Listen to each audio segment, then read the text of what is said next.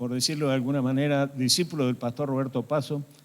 La impronta que él me metió no la puedo evitar.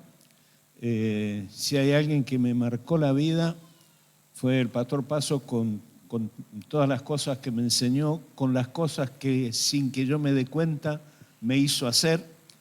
Y a esta altura y mirando a la distancia, doy gracias a Dios por lo que Dios hizo a través de ese hombre en mi vida. Para mí San Juan es una parte especial de mi vida. Yo vine a estudiar en la Facultad de Ingeniería. Cuando yo ya había terminado de cursar materias de tercer año, me quedaba a rendir algunas materias de segundo, pero ya empezaba a cursar el cuarto año. En el mejor momento de mi carrera, tuve la convicción de que Dios me sacó de allí para llevarme al ministerio pastoral. Voy a hacer esta aclaración porque todo el mundo me pregunta, ¿entonces quiere decir que los que estudian y Dios los llama tienen que dejar su carrera? No. Eso fue lo que Dios me pidió a mí, no es lo que le pide a los demás. Al contrario, yo en este tiempo a todos los chicos que tienen llamado pastoral los incito, los animo, los empujo y a veces hasta les doy un puntapié donde más les duele para que estudien, porque creo que es necesario capacitarse. El mundo como está, la Argentina viviendo lo que vive, necesitamos tener profesionales idóneos preparados en todas las carreras y metidos en el ministerio, porque el ministerio no anula lo demás, al contrario, el ministerio se enriquece cuando tenemos gente idónea, preparada, capacitada en las distintas áreas en que uno se puede capacitar. Pero en mi caso, cuando yo le había tomado el pulso a mi carrera, me acuerdo que acababa de rendir 3 materias puentes en mi carrera. Le rendí álgebra y cálculo numérico con un 10. Física 1 o física 2, no me acuerdo, lo rendí con un 9 y análisis matemático lo rendí con otro 9. Así que en el mejor momento de la carrera, cuando yo empezaba a despegar, Dios me dijo, está muy lindo lo que estás haciendo, te felicito por las notas, pero te vas de aquí. Y no me voy a poner a explicarle de qué manera me lo dijo, pero tengo la certeza de que me lo dijo, y los años que han pasado de ministerio me lo han terminado de confirmar. Y damos gracias a Dios por eso. Así que, pero todo eso ocurrió acá en San Juan.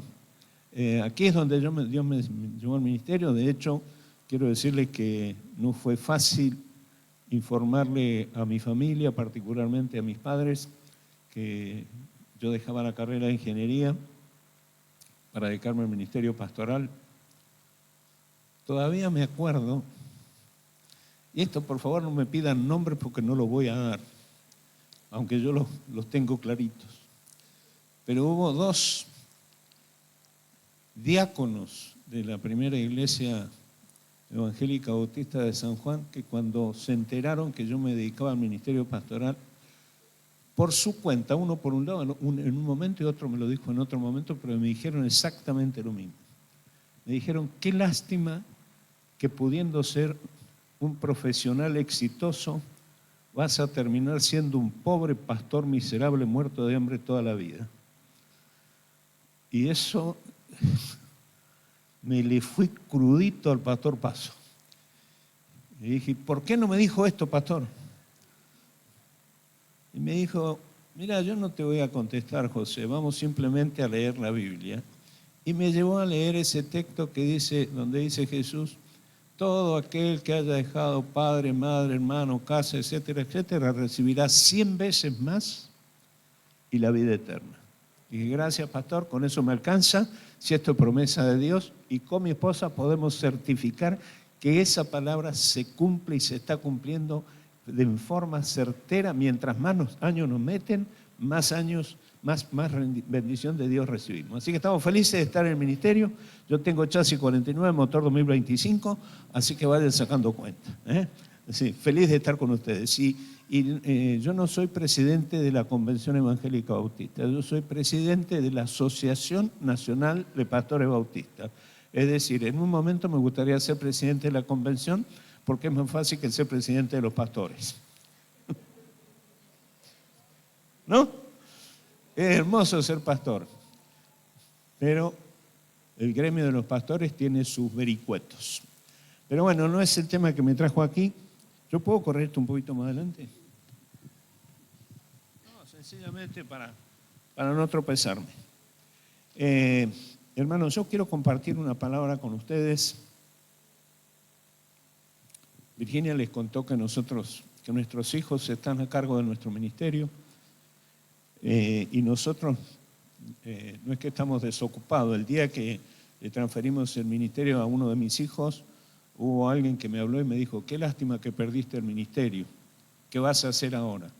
Y la verdad que me quisiera encontrar con esa persona que me lo dijo para decirle que estaba totalmente equivocado porque ahora trabajo más que antes, viajo más que antes, visito más pastores. En este año yo no sé cuántos kilómetros hemos recorrido, ahora venimos de San Luis, viajamos de Cipolletti a San Luis, tuvimos una reunión de pastores allí. Ahora estamos aquí, mañana tenemos el encuentro con los pastores aquí, de aquí vamos a Mendoza, Virginia tiene un encuentro con las pastoras de Mendoza, de ahí seguimos a San Rafael, donde tenemos una congregación bajo nuestro ministerio, y recién el viernes próximo vamos a estar llegando a casa. Así que saquen la cuenta los kilómetros que recorremos. Así que lo estoy contando para dar testimonio de que estamos felices de hacer lo que estamos haciendo, y darle la gloria a Dios de ese Dios que cantábamos recién. Muy bien.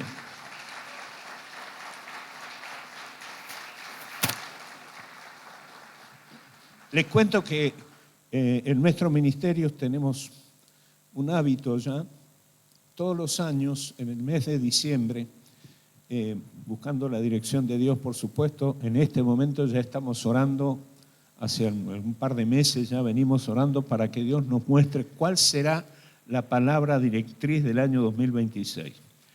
Pero para el año 2025, todos los años hacemos lo mismo, para el año 2025 Dios nos dio en esa palabra del Evangelio donde dice, todo aquel que oye mi palabra y las hace, les compararé a un hombre prudente que edificó su casa sobre la roca. Vinieron vientos, soplaron vientos, cayó la lluvia, etcétera, etcétera, y la casa permaneció firme. Basados en ese texto, definimos nuestra palabra directriz para este año con la palabra establecimiento, año de establecimiento, de establecer algunas cosas que Dios nos ha mandado. Basados en esa palabra, nosotros trabajamos dos aspectos muy particulares. Por un lado, lo que es la intimidad con Dios. Y por otro lado, lo que es la parte central de lo que quiero compartirles hoy, trabajamos con lo que es el carácter de un discípulo de Cristo. Un discípulo conforme al carácter de Cristo, o dicho de otra manera, un discípulo con el carácter de Cristo. De eso vamos a hablar. Por un lado, pensando en el tema de la intimidad, ustedes saben que cuando hablamos de intimidad, en general, hablamos de un ámbito donde dos personas se encuentran a solas y nadie más sabe qué ocurre en ese ámbito de intimidad. Por supuesto, y con todo el respeto, esto es lo que ocurre en cualquier matrimonio. El ámbito de intimidad matrimonial es algo privativo del matrimonio. Nadie se entera del tiempo de intimidad del matrimonio. Pues esa es la imagen que Dios usa en su palabra para hablar del tiempo de encuentro de sus hijos con Él en una relación de intimidad. Un tiempo de encuentro con Dios donde nadie sabe lo que uno habla con Dios y lo que Dios habla con uno. Ahora voy a usar un ejemplo para que ustedes me entiendan. Pero empiezo diciendo que el salmista dice en el Salmo 51, yo sé que tú amas la verdad en lo íntimo y en lo secreto me has enseñado sabiduría. Estos textos de la Biblia los leo acá porque recién alguien que me conoce hace mucho tiempo me dijo, ¿ya no usás la Biblia? Bueno, ahora estoy dándote respuesta, sí uso la Biblia, la tengo anotada en la computadora. Y si me apuran un poquito, quiero decirle que la tengo aquí metida y en el corazón, porque hemos aprendido la palabra de Dios casi de memoria. Pero bueno, en el tema de la intimidad, es ese ámbito privado donde dos personas se encuentran, se interrelacionan, sin que nadie de afuera sepa lo que ocurre entre ellos y de qué hablan. Dios hace eso con sus hijos. Fíjense lo que dice Éxodo 3, 33, 11, y luego lo completo con otro texto. Dice la palabra, cuando el Señor hablaba con Moisés cara a cara, como habla cualquiera con su compañero. El Señor hablaba con Moisés cara a cara, como habla cualquiera con su compañero.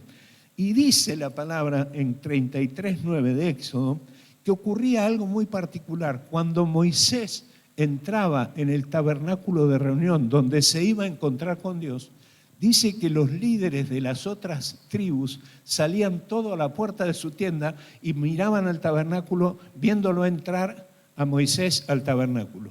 Ahora, en ese momento, una vez que Moisés había entrado, dice la palabra, cuando Moisés entraba en el tabernáculo, la columna de nube descendía y se ponía a la puerta del tabernáculo y Jehová hablaba con Moisés. Es decir, el ámbito de intimidad lo generaba Moisés y Dios participaba en ese sentido. Es como que Moisés entraba y Dios le ponía llave a la puerta, le ponía un cerrojo para que nadie se entere.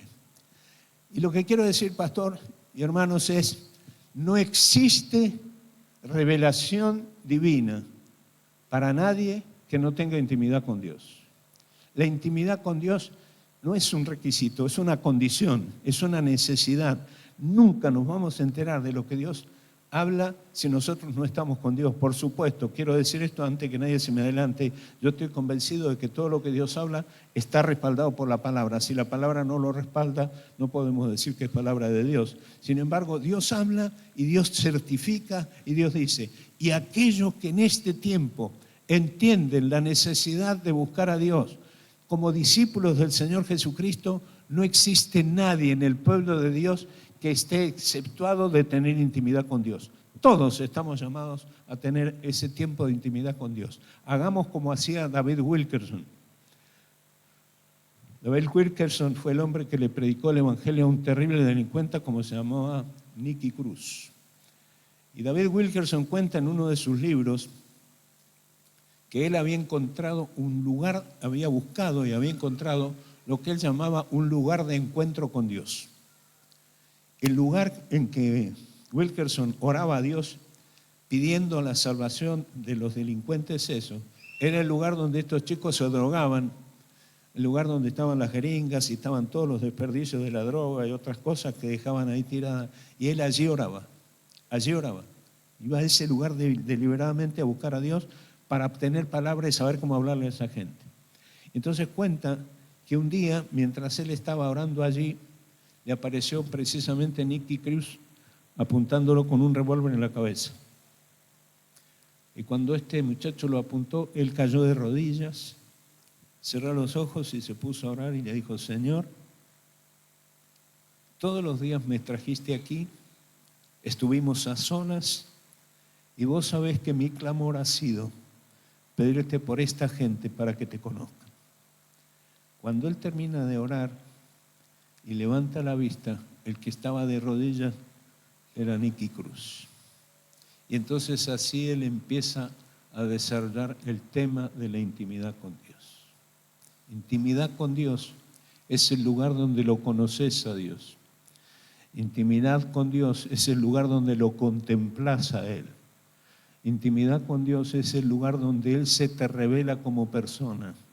Y podría seguir explicando mucho más de esto, pero no me voy a detener ahí porque simplemente quiero hacer una invitación en este sentido a que busques a Dios de manera íntima, a solas, sin que nadie más esté con vos.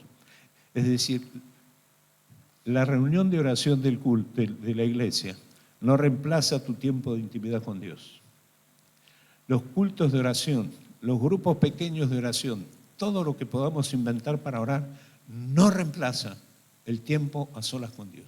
El tiempo a solas con Dios es único, es exclusivo y es el trato de Dios con cada uno de nosotros.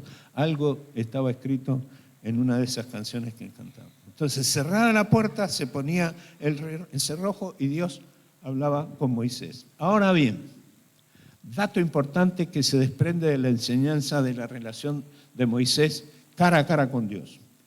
Una vez que Moisés salía de estar a solas con Dios, debía responder y reflejar en público todo lo que Dios le había dado y le había manifestado en lo privado. Es decir, el tiempo de intimidad con Dios no es para que te cuelgues de una nube y te quedes colgado allí pensando que estás tocando el cielo y por lo tanto Dios te mima y te deja solo. No, lo que Dios te revela en la intimidad es para que se manifieste en público. Entonces, intimidad es para orar y adorar a Dios. Intimidad es para contemplarlo a Él, reconocer sus atributos, su grandeza, su gloria, su poderío. Intimidad es para decirle a Dios como Isaías, luego de haber tenido el impacto de la visión de la gloria de Dios, ante la demanda de ser enviado en misión, Isaías dijo: heme aquí, Señor, envíame a mí. Intimidad es para recibir instrucciones claras del plan que hay que ejecutar. Intimidad es para salir de la intimidad con Dios y obedecer. ¿Están acá, hermanos, o ya se fueron? Tener intimidad con Dios no es para que Él te resuelva las cosas. Error que solemos cometer. Pedirle a Dios y Él te lo resuelve. A veces sí, a veces no. Porque a veces para resolver cosas, Dios simplemente te inspira, te da, te muestra cuál es la solución, pero te manda a hacerlo. Entonces, intimidad con Dios no es para que Él te resuelva las cosas, sino para que hagas en lo público lo que en la intimidad Él te dice y de modo que Él te manda a hacerlo. Sabemos también que Dios tiene poder para hacer todas las cosas, pero en su eterno plan, Él busca que nosotros hagamos la parte que Él nos ha encomendado a nosotros. ¿Me van siguiendo? Paro porque por ahí digo cosas y quedan sin entenderse. En la intimidad también confirmamos que Dios es santo por naturaleza, pero a nosotros se nos llama a ser santos de la manera que Él es santo, y para lograrlo hay una palabrita clave que es la palabra obedecer. Obedeciendo, porque sin obediencia orar mucho no alcanza. ¿Me van siguiendo, hermanos? Qué bueno. Siguen entusiasmados, ¿no? ¿Ustedes saben lo que quiere decir la palabra entusiasmo?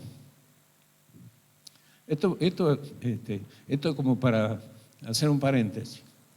La palabra entusiasmo es una palabra griega compuesta. La palabra en y la palabra teos. En teos. La traducción correcta de la palabra entusiasmo en teos es motivados por Dios. Así que el que tiene entusiasmo es porque Dios lo motiva. ¿Cuántos están entusiasmados ahora? Muy bien, entonces denle un aplauso a Él.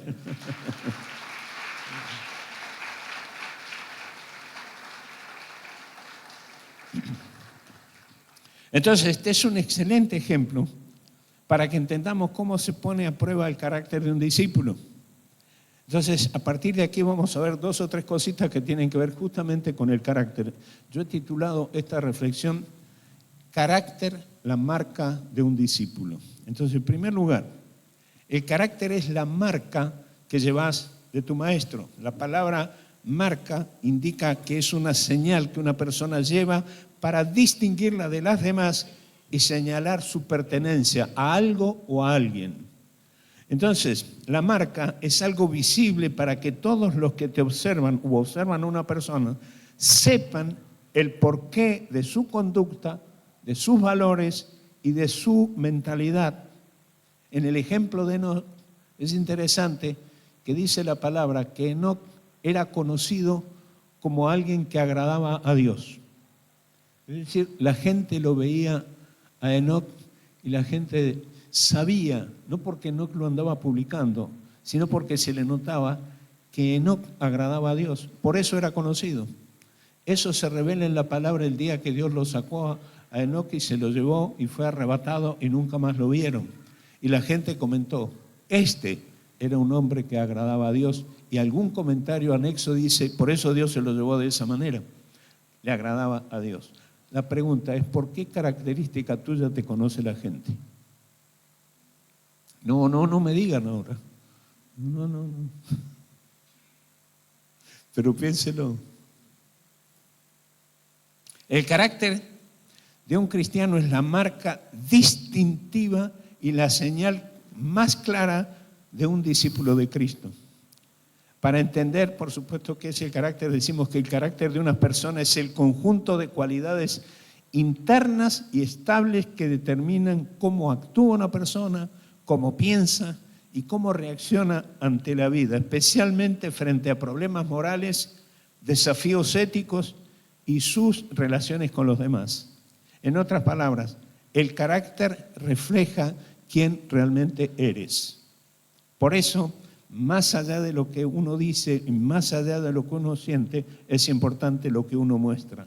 La marca profunda de tu forma de ser, formada por tus convicciones, tus hábitos, tus valores, tus decisiones, a lo largo del tiempo, es lo que determina tu carácter.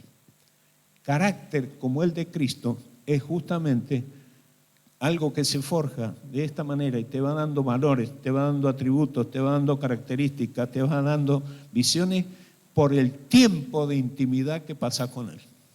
Es como que te va contagiando, te va empujando, te va metiendo.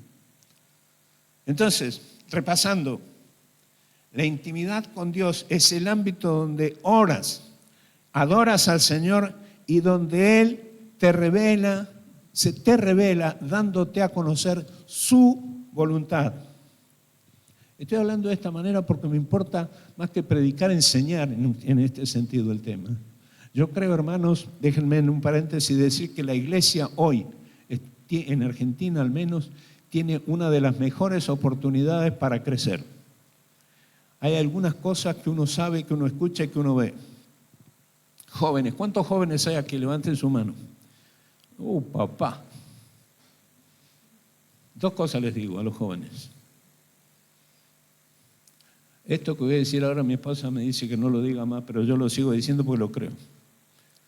A ver los jóvenes, pónganse de pie los jóvenes. Pónganse de pie. Che, pero todos los que levantaron la mano. Pastor, ¿qué iglesia que tenés, papá? Vos ya te pusiste joven ya. Jóvenes, la juventud es una enfermedad de la que se van a sanar. No tienen que hacer nada, solamente tienen que esperar. Pero no dejen que se les pase el tiempo porque cuando se den cuenta no van a estar como ahora. Así que aprovechen este tiempo. Segundo, y esta es la parte importante. Recientemente escuché este comentario.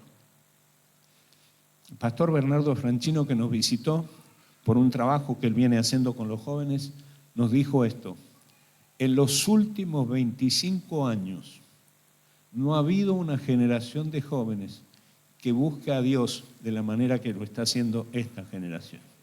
Así que si ustedes son parte de esto, por favor, no lo tomen como un comentario al pasar y en todo caso empiecen a mirar a otros jóvenes del país que están buscando deliberadamente a Dios, buscando al Señor y haciéndose fieles al Señor desde la juventud. No voy a hablar de la juventud, pero tengo ejemplos bíblicos para mostrar, ustedes lo pueden leer. Los jóvenes que en la Biblia buscaron a Dios desde su juventud y terminaron liderando al pueblo de Dios de manera impresionante al frente de gobiernos, al frente de reinos, al frente de ministerios poderosos. Así que quiero decirles a los jóvenes que están aquí, que tienen intimidad con Dios, que buscan la revelación de Dios, esperen en los próximos años. Ustedes van a ser líderes del movimiento grande que Dios va a mandar a la Argentina a través de la iglesia, en el nombre de Jesús.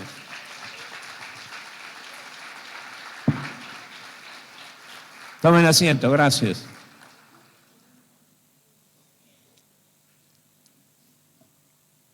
La intimidad es el ámbito donde recibirás instrucciones del Padre de lo que deberás obedecer. Lo que el Padre te hable en la intimidad te guiará a tomar decisiones diarias que deberán verse reflejadas en actitudes y conductas que le agraden a Dios. Eso deberá convertirse en la marca que sin mencionar palabras dirá que estás desarrollando un carácter como el de Cristo.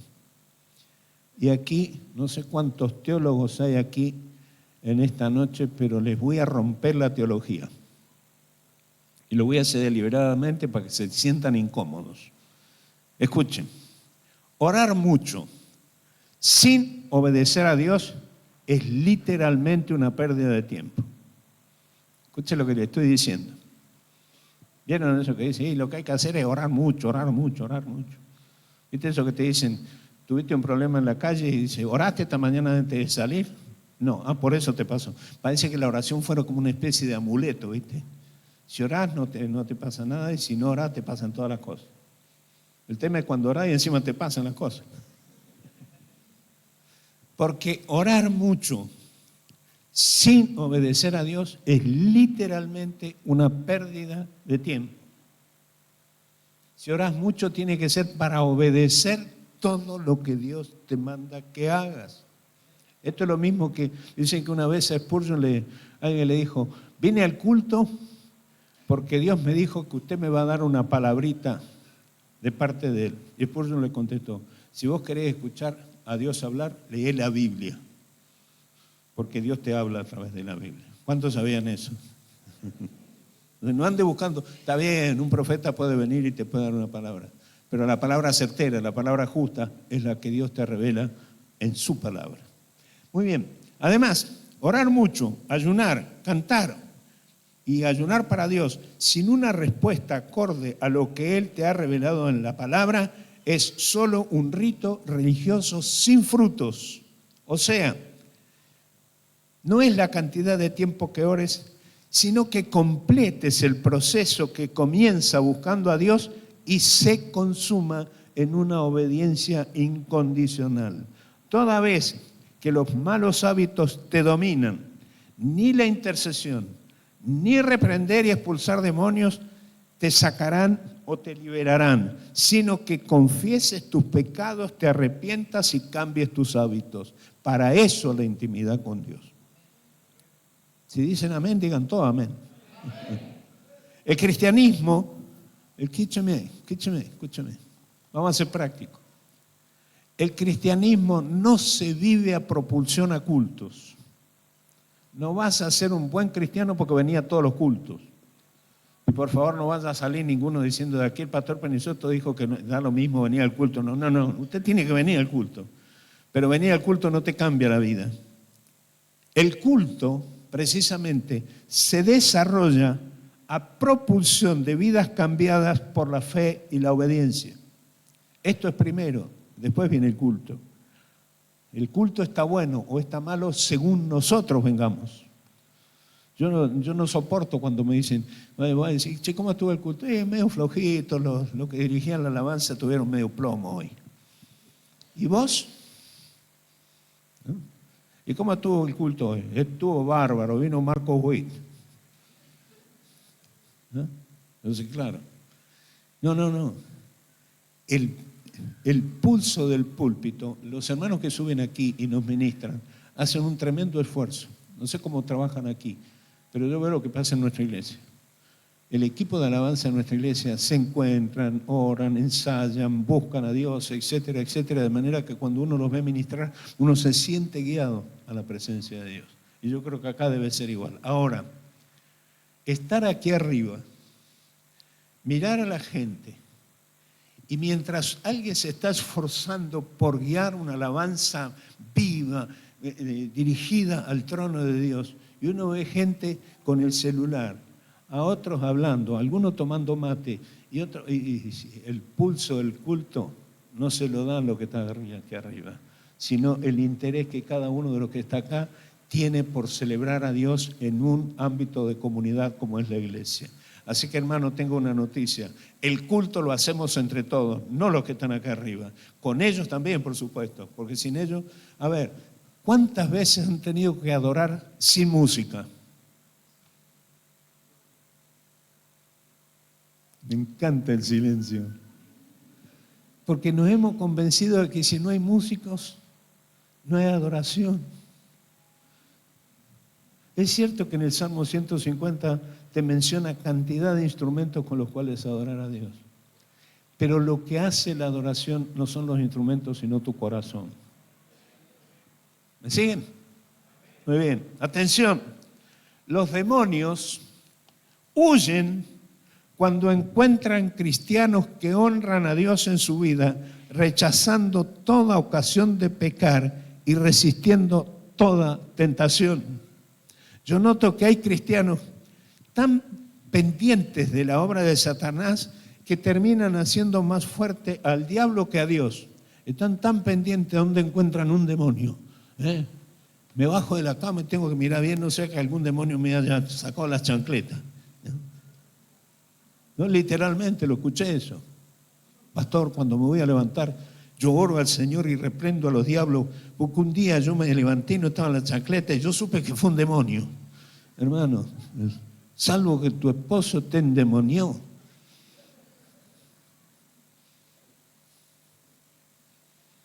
Entonces, cuando todo el tiempo tenés miedo del ataque de los demonios en tu vida, sencillamente es porque no conoces a Dios y por lo menos no tenés en cuenta que la Biblia dice que nuestra vida está escondida con Cristo en Dios. Aquel que tiene intimidad con Dios, obedece a Dios, hace caso de lo que Dios dice, está escondido con Cristo en Dios. Decime cómo hace un demonio para meterse ahí.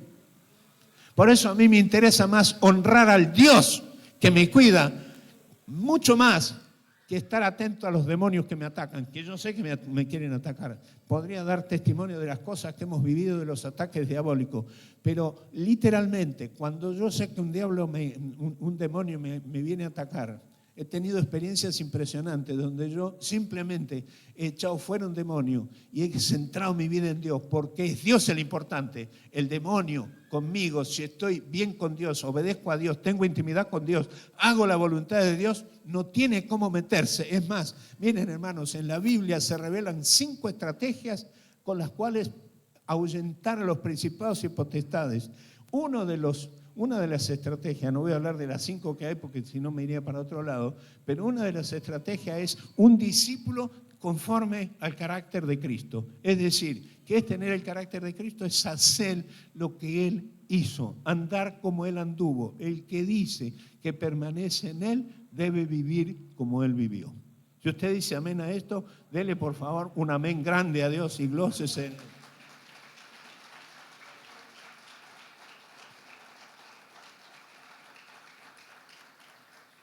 En ese lugar no hay demonio que se te meta.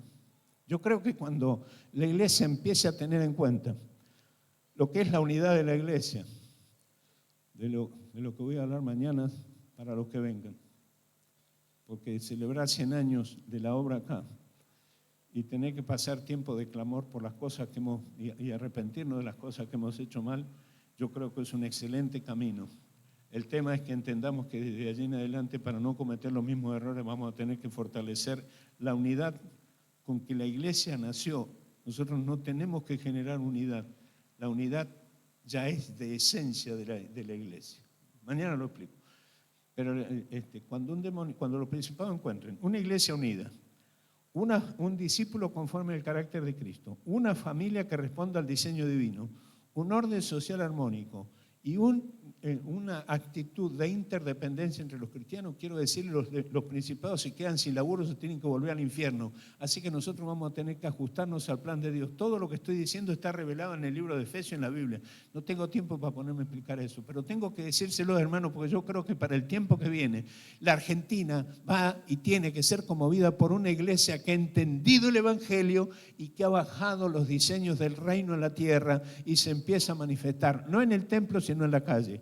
Nosotros decíamos esta mañana en Caucete, donde estuve predicando, más o menos pasamos en la semana, ponele como mucho 5 o 10 horas en la iglesia. En la calle estamos todo el tiempo. Así que la iglesia no se manifiesta en el templo. En el templo nos encontramos, adorábamos, somos formados, nos gozamos en la comunión, etcétera, etcétera. Pero la vida de la iglesia básicamente se manifiesta afuera y los vecinos, mis amigos, mi familia, tienen que mirarme y encontrar alguna característica que me distinga, que pueda decir que soy un hijo de Dios, que honro a Dios, que vivo como Él manda, en la familia, en lo personal, en los negocios, en el estudio, en todo, porque la iglesia que viene no es una iglesia encerrada en los templos, es una iglesia callejera que vuelva a los principios de la iglesia primitiva para mostrar que Dios es el soberano, que sigue en el trono y que no hay nadie que lo baje de ahí.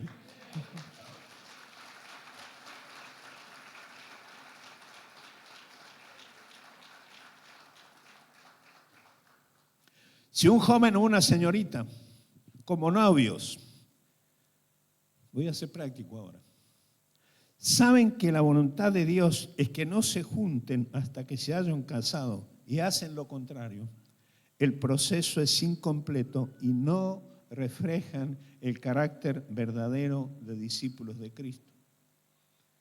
Si un esposo cristiano sabe que tiene que honrar a su mujer viviendo sabiamente con ella y dando honor a la mujer como a vaso más frágil y hace lo contrario, no está dando evidencias de un carácter modelado y transformado por el Señor, cosa que sí ocurre en la intimidad con Dios. Yo con mi esposa ya hemos roto todas las vajillas, hemos tenido que comprar vajillas de nuevo. Y cuando llegue ese momento, yo lo confesé esta mañana en Caucete. Tengo que contarle algo.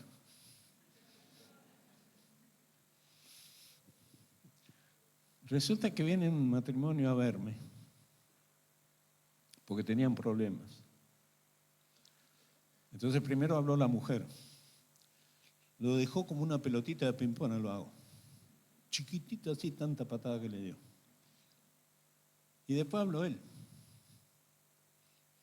Y la acusó de histérica, de gritona, de mandona. Yo tengo que terminar haciendo todo lo que ella dice, porque vieron que dice el refrán popular que cuando le preguntaron a un hombre cómo es la relación con su mujer, él dijo, la mayoría de las veces ella tiene razón y el resto yo estoy equivocado.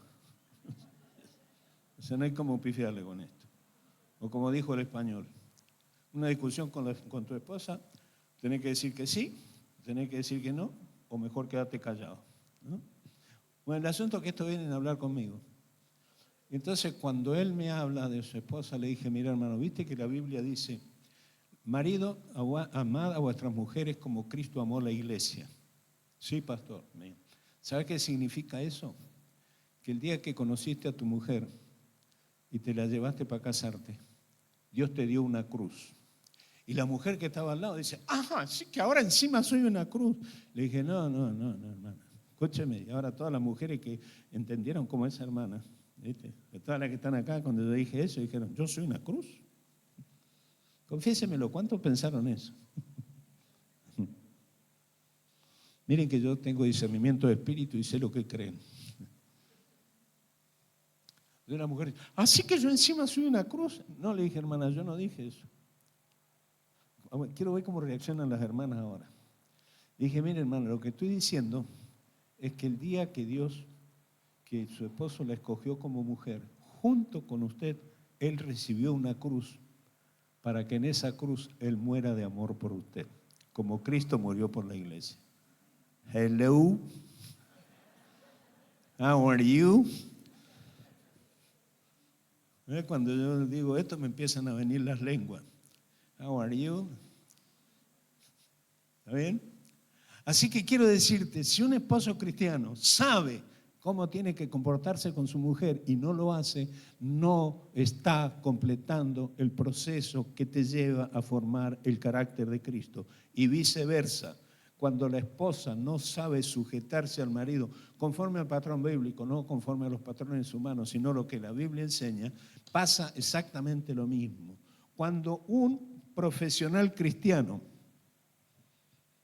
todos los que usan la tablet tienen el mismo problema que yo, se le manda a mudar la tablet para otro lado. Cuando un profesional cristiano se conduce en función de ideologías humanistas que promueven la ideología de género, apoyan el aborto y toda práctica que contradice los valores cristianos, no ha pasado por el proceso de formación de un carácter para presentarse como discípulo de Cristo. Y así podría seguir enumerando cantidad de cosas. O sea, en esos casos la intimidad con el Padre no ha sido tal o no entendiste que lo que el Señor te dice en lo privado es para que lo ejecutes en público. Déjenme ser simples. Si uno dice que es un discípulo de Cristo, se nos tiene que notar, se nos tiene que ver. La gente lo tiene que percibir sin que yo hable. Como dice ese refrán, tu vida habla tan fuerte que no puedo escuchar lo que dices. La gente lo tiene que ver en nuestra conducta, que habla más fuerte que nuestras palabras. Eso es el carácter como el de Cristo. El que dice que permanece en Él debe andar como Él anduvo. Y ahora déjenme decirles cómo es el proceso que se produce. El proceso es el siguiente. Número 1, intimidad con Dios te revela la voluntad del Padre. Paso número 2, la voluntad del Padre es que cambies tus hábitos. Número 3, los cambios de hábitos establecen conductas. Número 4, las conductas forjan el carácter. Número 5, el carácter como el de Cristo te hace un verdadero discípulo de Él. ¿Amén? Este es el proceso, hermanos. Significa que las decisiones diarias te llevarán a cambios de hábitos. Se trata de ir desechando los malos hábitos que aprendiste y desarrollaste a causa del pecado, por los nuevos hábitos del Espíritu Santo te irá guiando a implementar como una nueva forma de desarrollar tu vida. El Espíritu Santo está con nosotros como el ayudador, el compañero permanente, no solo para darnos señales divinas de la presencia del Señor, sino para guiarnos, dándonos a conocer todas las cosas que agradan al Padre. Y en todo caso también para hacer un semáforo en rojo ante los errores, desaciertos y pecados que deshonran a Dios y advertirnos antes de que caigamos. Es precisamente el Espíritu Santo el que nos guía a toda la verdad, dice la palabra. Es el Espíritu Santo el que nos guía en ese proceso para cambiar hábitos pecaminosos por hábitos santos. Hermano, no estoy hablando, yo sé que no estoy dando un mensaje motivador. Es más motivador que yo venga acá y me ponga a hablar de la unción y de cómo Dios te va a prosperar y que te va a ir bien y que vienen grandes cosas para vos en la vida. Pero esas cosas ya las sabemos por la Biblia. Entonces, lo que estoy haciendo, por eso dije que me interesa enseñar este mensaje, pastor. Yo lo vengo predicando en distintos lugares, convencido de que tenemos que, los pastores y la iglesia, trabajar generando gente con el carácter de Cristo, porque eso es lo que el mundo necesita. Déjenme darles 2 ejemplos. Me voy aproximando al final porque tengo muchísimo para decir. Pero fíjense, por un lado, Pablo dice, no vivan ni se conduzcan como antes. Hace referencia a antes de ser cristiano. Cuando los malos deseos dirigían su manera de vivir. Y luego les dice, ustedes deben cambiar completamente la manera de pensar. Cambiar la manera de pensar forma carácter. Deben cambiar la manera de pensar, ser honestos, santos de verdad, como corresponde a personas que Dios ha vuelto a crear para ser como Él. ¿Para ser cómo? Para ser como Él. Diga conmigo, para ser como Él. Entonces, yo quiero decirles que puede ser un hombre transformado, pero sin carácter. Voy a tratar de pasar rápido por esto, pero se lo tengo que mencionar.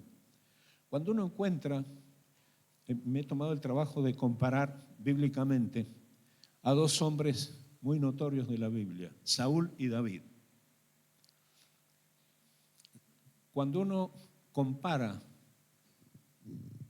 la vida de David y la de Saúl, a mí se me hacía incomprensible por qué, si a Saúl no le encontramos tantos pecados graves como a David, Dios terminó diciendo que David era un hombre conforme al corazón de él. Porque Saúl pareció toda la vida ser un tipo buenito, calmo, obediente al papá. David era un sinvergüenza. Usted lea bien la Biblia y va a encontrarse con un David que no tiene nada que ver con el David que después escribió los salmos y te inspira, y nosotros lo tenemos como ejemplo. Saúl era un verdadero delincuente. Y los famosos valientes de David, si usted se pone a mirar en la Biblia, eran tan delincuentes como él. Por eso el día que estaban en una cueva, escondidos, y entró Saúl. ¿Cuántos saben a qué entró Saúl en la cueva? ¿Algunos saben? Algunos saben. Algunos saben. No entró para esconderse Saúl. Lo voy a decir de manera cuidadosa para que nadie se escandalice. David entró a una cueva a hacer sus necesidades porque tenía ganas de ir al baño.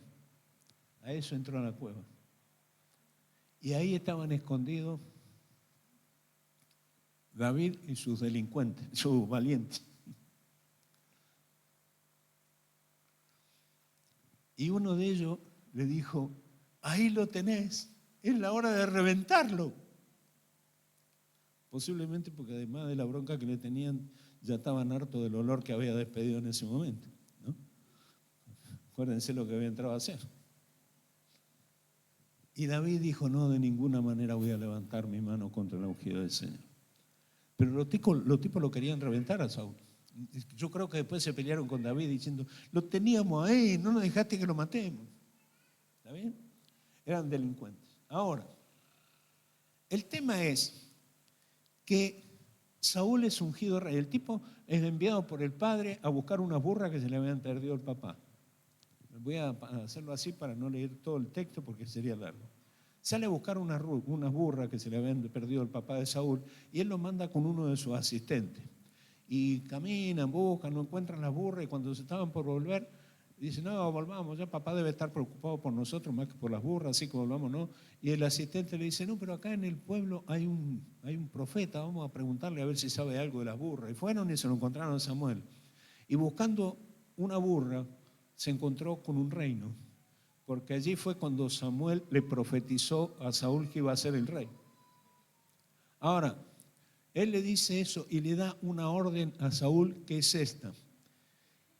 En ese momento, el Espíritu del Señor vendrá sobre ti con su poder y profetizarás como los profetas que te vas a encontrar.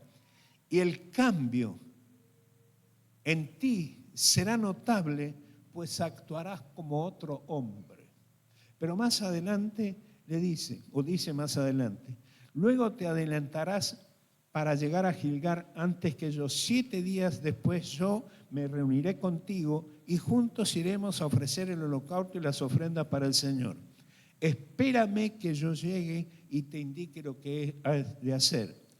Cuando Saúl se dio vuelta la espalda a Samuel para irse, escuche lo que dice acá, Dios le cambió todo su carácter. Le cambió el carácter a Saúl. El tema es que ustedes saben cómo siguió la historia. 2 momentos en la vida de Saúl. Primer momento,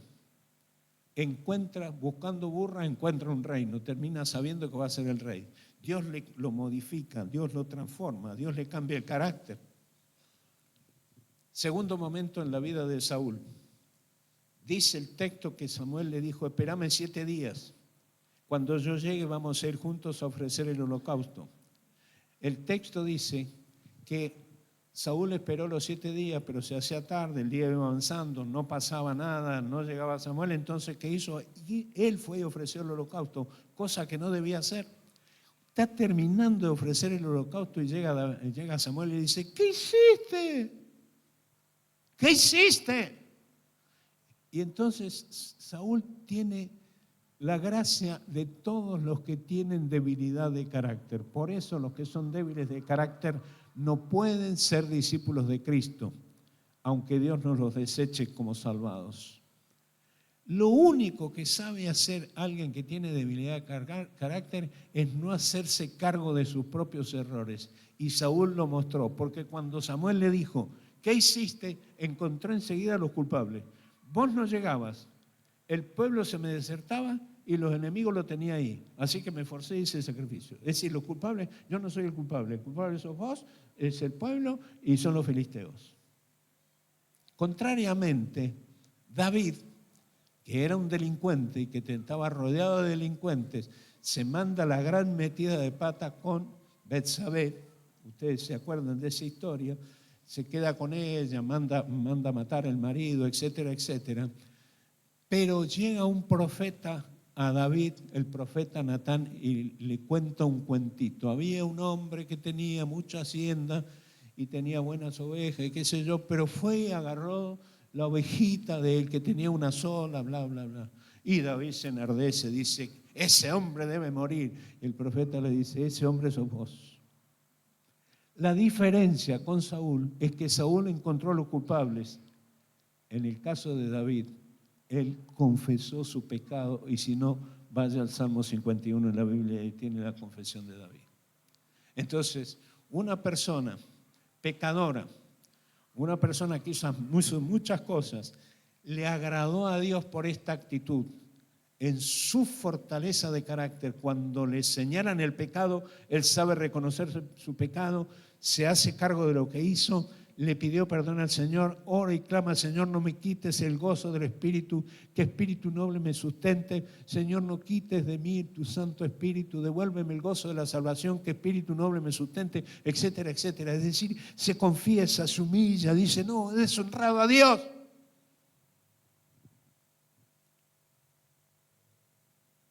Entonces, finalmente, entender que el que da la bendición es Dios, pero el que cuida la bendición soy yo. Por favor, haga este ejercicio. Levante su dedito y diga, el que me da la bendición es Dios. El responsable de cuidar esa bendición soy yo. ¿Me entienden? Eso forma el carácter. Finalmente, habría mucho más para decir, pero quiero terminar. Hay todo un principio. El carácter se choca con la religión, porque religión no respeta ni tiene en cuenta las órdenes de Dios. Eso es lo que le pasó a Saúl. Para él era más importante ofrecer el holocausto que obedecer la orden dada a través del profeta. La religión se preocupa por dar cumplimiento a las normas de la religión y no por obedecer a Dios. Entonces, se puede ser un hombre de carácter y pecar, como David, ya lo vimos. La diferencia es su actitud después. Un hombre sin carácter no se hace cargo de sus malas acciones. Un hombre sin carácter no busca a Dios. Carácter habla de identidad y de la intimidad con Dios. La debilidad de carácter te hace edificar sobre las arenas movedizas de la indefinición. Saúl asumió un rol de profeta que no tenía cuando en realidad él era el rey. Allí mostró su falta de identidad.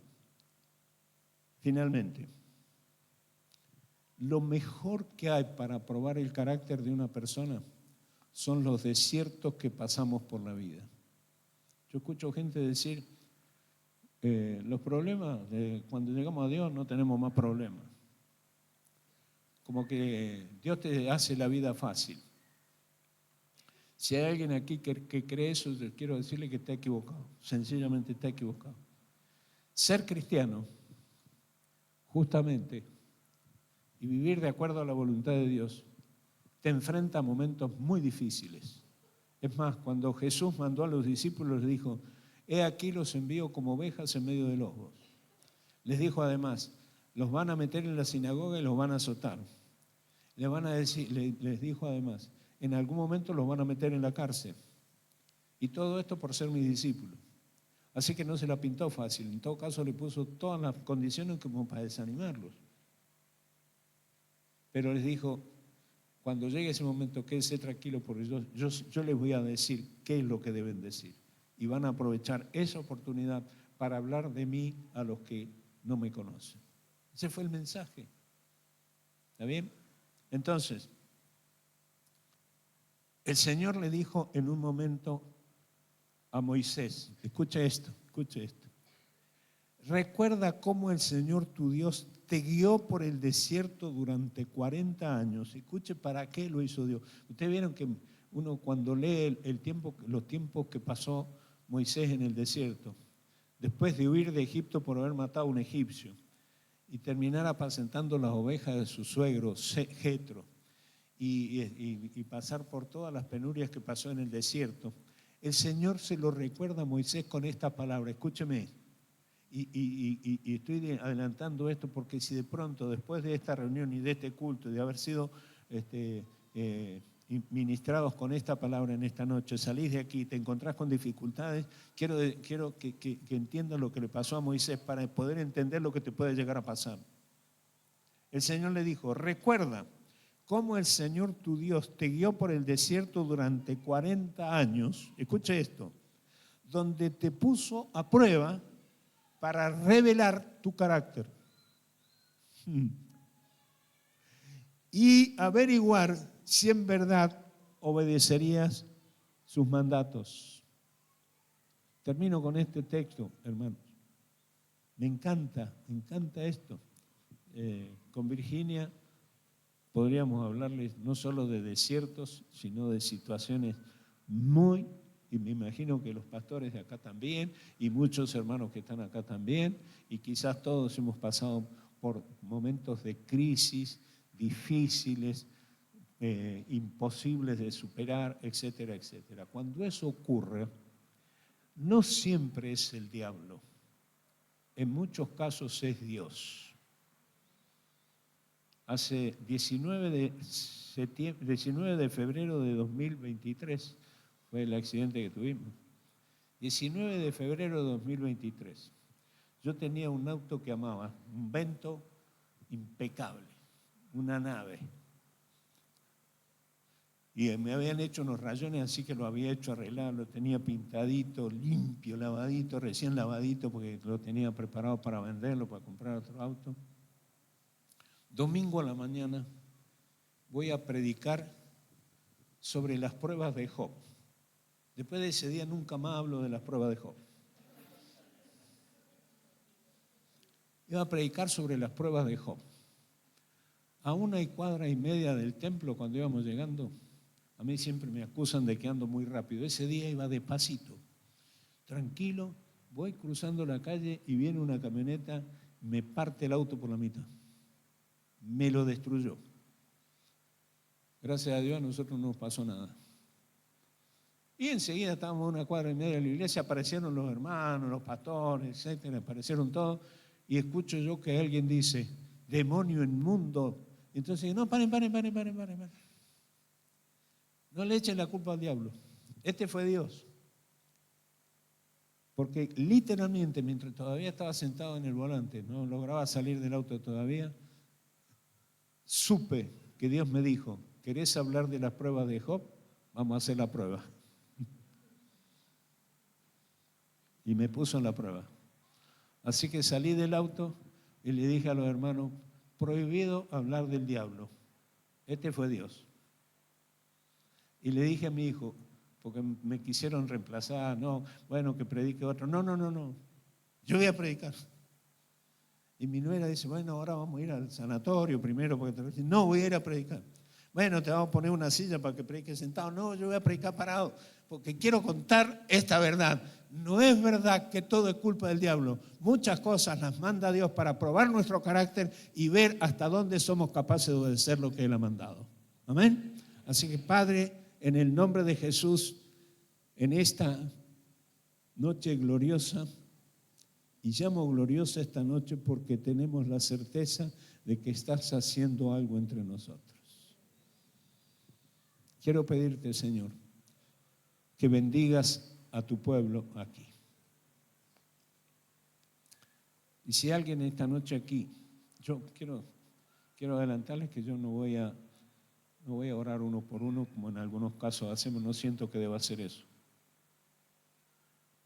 Como yo sé que los he confrontado con la necesidad de buscar intimidad con Dios y formar el carácter de Cristo en sus vidas, sí quiero darle la oportunidad de que si Dios le habló de algo que usted tiene que modificar en su conducta, y esta noche dice, yo lo voy a hacer porque quiero agradar a Dios como Enoc agradaba a Dios.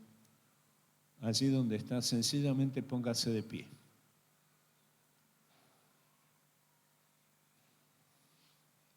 Pastor, Es el pueblo que vos guías, así que vení. Y ahora vos por los hermanos, porque esto es lo que han respondido los hermanos. Padre amado, tomamos esta palabra preciosa que tú nos has traído. Gracias por tu mensajero, pero gracias, Señor, por esta palabra de entusiasmo, de ánimo, de parte tuya, para ver, Señor, a la cruz de Cristo, para ver el andar de nuestro Señor y para ser fortalecidos en nuestro ser interior y poder andar de victoria en victoria, Señor, contra este mundo, contra las tentaciones, contra la cultura que está imponiendo, Señor, a los jóvenes, a las familias y tratando de arrebatarnos de este camino. Señor, queremos agradarte, Padre. Y nuestro deseo es agradarte y ser como tu Hijo amado. Ser perfecto, Señor. Así como tú nos mandaste, sean perfectos como su Padre. Así lo deseamos, Señor. Tomamos esta palabra y te rogamos, Señor, fortaleza de tu espíritu para buscarte en lo íntimo, para despertar temprano en la mañana y recibir ese ven conmigo, hijo, y estar allí, Señor, con toda sinceridad y franqueza de corazón, confesando nuestros pecados y rogándote que nos prepares para esta vida, Señor. Queremos andarla de gloria en gloria, agradándote a cada momento en el nombre de Jesús. Bendice a esta congregación, Señor, para este tiempo que viene. Es un tiempo de batalla, es un tiempo de guerra y de conquista, mi Señor. Y aquí están tus soldados, mi Padre. Aquí está tu ejército dispuesto. Heme aquí, Señor. Envíanos en el nombre de Jesús. Amén. Amén.